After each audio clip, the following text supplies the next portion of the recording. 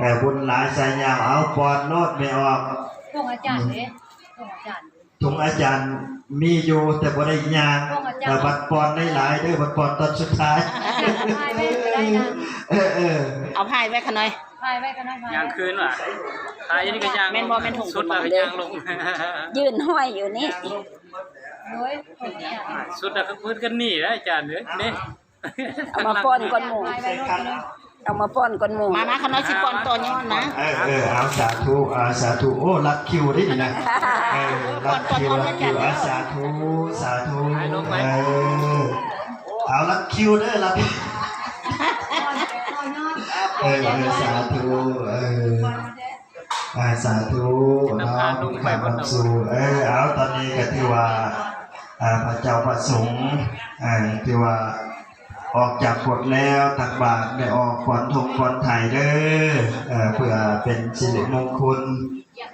แก่โชคแก่ลาภสาธุเอานาสาลิติเด้อมีสุขมีลาภใส่กระเป๋านะใส่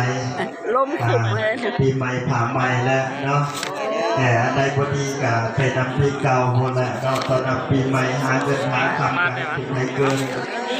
จะขับจะของจะคาให้ทำมีสิสุขให้หลับให้รวยต่อไปเนาะเอาพวกหลายๆเนี่ยอย่างมอนี้สิได้บุญหลายพวกหลายๆเนี่ยฝนตกลงมาค้าขายขึ้นให้เกินได้บุญหลายเด้อสำเร็จสำคัญให้อยู่น้ำกันดนมีสุขภาพแข็งแรงจะเจ็บจะปวดหัวเข่าสำคัญอย่ากินขนอหลายอย่ากินหน่อไม้หลายมันจะเจ็บหัวเข่าบัดไปฟังเทศฟังธรรมแล้วจมเจ็บหัวเข่าบ่ได้เลยกินเบาๆเนี่ยได้นะหายถูกสาธุเอา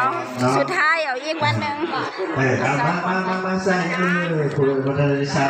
สุดท้ายเอาอีกวันหนึ่งสุดท้ายโอ้ลูกหลาดิพอลงเหมือนพุ่นลาบุญ